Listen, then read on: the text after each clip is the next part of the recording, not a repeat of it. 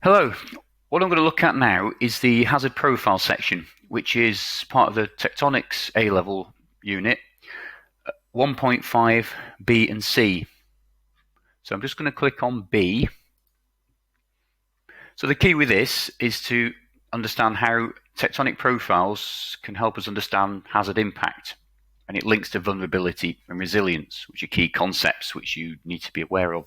And you absolutely need to know the definitions of those words. So to start with on this section, you've got to be really clear what a hazard profile is, and then you can assess how well it can be used to understand hazards and impacts, particularly the impacts of any hazard. So the key to this is to understand that these are only techniques to look at the physical characteristics of the types of hazard. So when you're looking at earthquakes, tsunamis, and volcanoes, it's a good way of starting to understand what the impacts might be, but it's not the full story. So they look at magnitude, speed of onset, areal extent, duration, frequency, and spatial predictability. There's a good definition in the Dunn textbook on page 20 if you want to look at a full definition. So when you're looking at that, you need to apply that to that disaster risk equation. And the profile bit's really only dealing with the hazard side. It's not dealing with vulnerability management and the resilience of the human populations. So really, in terms of exam advice, to bring this down to the very basics of what you need to understand, is that the hazard profile only looks at one side of that equation. So you can't fully understand the impacts without the other. But each one of those key areas it looks at are important. So yeah, it is very important in understanding impacts and the hazards themselves, but it's not the full story. And that's how we'll go into this in an assess question. You will start off talking about the significance of things like the magnitude of the event, because clearly, if you're looking at disaster risk, you can't understand that without knowing the magnitude of the event. The speed of onset in terms of how quickly it is on the population. So a tsunami, which is released next to the coast, will tend to be more damaging. The areal extent, for example, where you've got a volcanic eruption and it covers the globe in ash and changes temperatures, or the half of Europe, like the Icelandic volcano recently, which prevented air travel, and so on. So all of these have an impact on disaster risk, but you also need to consider the human context it's affecting. So exam advice, like it says there, when assessing the usefulness of this in understanding impact, consider the strengths of those 4 or 5 things on the profile, but then you will have a discussion on the bit it doesn't include, which is human vulnerability and different development levels.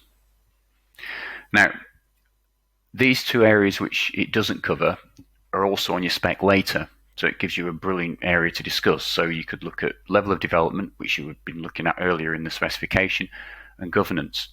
And also you can look at geographical factors. For example, population density will have a big impact, because if you've got more people, you have more chance of greater harm, and so on. You might also consider the disaster risk index, which is an EU-based index. But the idea of this is it looks at the context as well as the physical characteristics. So if you were to Google that or look it up on page 22 of the Dunn textbook, it classifies the world looking at both context and the actual physical risk. So that's both sides of the story, which makes it possibly better for understanding impact overall for any particular disaster. What you've got here, just further down, if you're looking at assessing the usefulness of hazard profiles, which is, if this question comes up, that's exactly what you have to do. These are the kind of things you could talk about. So in terms of you making notes, you'll need to look at the strengths in terms of why you need to know about those physical aspects, which we've discussed on the list. So you literally go through methodically those different aspects in the brackets on the spec. So magnitude, speed of onset, and why they're important in understanding the impact of a hazard. So And then you need to say, but actually what it doesn't include are things like population density and so on. And without that, you can't fully understand the impacts. And then you round that up to a conclusion. So, for example, if you're looking at the magnitude of an earthquake, this first one here, the magnitude of an earthquake, like it says there, is a key factor in determining the scale of impact. So, big earthquake, generally bigger impact. But that's very simplistic, because but normally that can be, well, I say normally, but that can be the case, because if you've got a bigger earthquake, logically you're going to get a bigger impact. So, and the Japanese tsunami is a case in point in that, because Japan is arguably the most prepared country in the world for earthquakes and tsunamis. But in 2011, it had a devastating impact. So in terms of the hazard profile, the fact that it looks at magnitude makes it that's an argument for it being good at understanding the impact. The frequency is also really important, because if something keeps happening, it helps planning. So I think you can see what I'm doing here is, and you can do this yourself with your own case studies, is first of all argue for how important these things are in understanding impact, but also be aware of the limitations in an assessment question. So here there's some other ideas. For example, if you've got strong governance, you can get a really decent management of the immediate aftermath of the impact of the disaster. So the Sichuan earthquake in 2008, the immediate recovery was very good. California has all sorts of education programs and so on.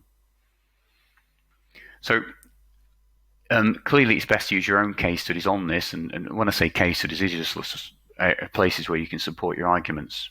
But overall, like it says here, the hazard profile is key, and it is a very effective way of understanding the impact of any event. But it does miss out the context, particularly the human context, which is also important. So it's only ever going to be half the story when trying to understand the complete disaster, or wherever you're looking at, whichever disaster you're looking at. The last bit you need to do for this this part of the course is to look at profiles to show the severity of impact in these three categories again, like you've looked at before. So you've got developed, emerging, and developing. Now you've already been building up the impacts of an understanding of these impacts. So what I suggest you do here is use that same information, but just look at it in terms of a profile. Now, the Frost textbook has these profiles on here. Now, strictly, some of these shouldn't. Some of this stuff at the bottom is not really part of the profile definition, but you can see what it's getting at here. It's comparing two events. This one's Haiti and Christchurch. This one's the Indian tsunami and the Japan tsunami, and then we've got Montserrat and St. Helens volcanoes. And what it's doing is comparing the two on a little profile, which makes it really easy and accessible to understand.